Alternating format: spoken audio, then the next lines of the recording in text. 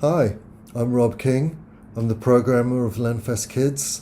This is Sullivan, 8 years old. He is my co-programmer. And we're here to introduce the first iteration of Lenfest Kids Online, where each month we're going to be giving you recommendations for a live-action family film, an animated family film, and a classic, each tied to our year's overarching theme of not H2O anymore, but repair. Now, this month, because Thanksgiving's coming up, we're emphasizing ideas in our films of family repair, since hopefully Thanksgiving gives some of us an opportunity to come together as families after many months, unfortunately, forced to stay apart. And our animated film in this connection is Fantastic Mr. Fox, based on the novel by Roald Dahl. Yes, that's right. So, Sullivan, quick test of your film appreciation abilities. Where would you rank Fantastic Mr. Fox, the film, on a scale of 1 to 10? I would rank it an 8. An 8? Yes. Okay. And what do you think is better, the book or the film? I think they are equal in that sense. You think they're equal in that sense? Okay, well, I'm going to say that they are both equal as well, although I would note that the film has the character of Christopherson, and he is good. So, now, film history question. Do you know the type of animation that is used in the movie? Stop motion. Stop motion animation? Yes. And are you going to can you explain how stop motion animation works? So really you just take a figure, take an image of it, move it, take another image of it, move it, take another image of it, and then continuously move it until when you replay it, it just looks like it's moving its arm. That was a great explanation.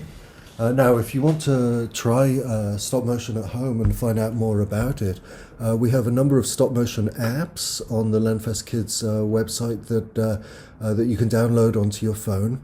If you want a really professional look for doing this, you can even invest in a little tripod, since that'll keep your camera steady and ensure that it stays still shot to shot. Now, Solly, I have another question for you. How long ago do you think filmmakers started using stop motion? Sometime around 1896. Well, it certainly looks like you were reading that off a piece of paper, doesn't it? Yes. Okay. Well, that is actually right. 1896 is the first instance of something that resembles a stop motion trick or a stop trick. So it's really one of the oldest of all film special effects. Maybe we could even say that stop motion is the first true cinematic special effect. Now, initially, filmmakers, they didn't use kind of miniature models like this for their stop motion effects, but they used full-size objects and people. And in its most common form in early film, it was known as the stop trick, in which you're filming something, you stop the camera, you take something out of a scene, or you put something new into it, or you change it around, and then you start filming again. And the result is that when the film plays back, things seem to appear, or disappear, or change into other objects. Just as we could stop this film right now, I could go and get your sister Samantha, put her here, and then start filming again, and hey presto, what would happen? It would look like I turned into my sister. Yes, that is what it would look like. Now, you can see some examples of these early stop tricks in the work of Georges Méliès, who was an early French filmmaker. And actually, Georges Méliès's career is the inspiration for the great book by Brian Selznick, The Invention of Hugo Cabret, which was then turned into a great family film by Martin Scorsese, the film Hugo. And let's have a look at some Georges Méliès films here so that you can see the stop trick in action.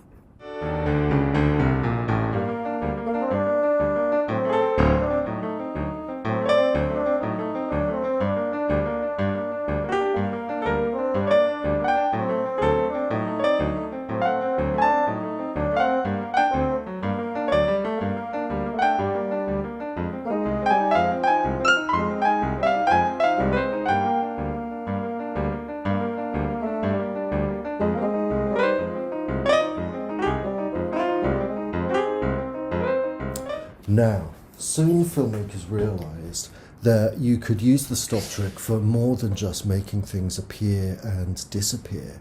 That you could actually use the trick to make inanimate objects seem to come to life. And here's a very famous example of that. It's from the 1907 film The Haunted Hotel, made in America by J. Stewart Blackton. And in this scene, you'll see that a weary traveller has come to a hotel. He wants to have a meal, and the meal seems to prepare itself.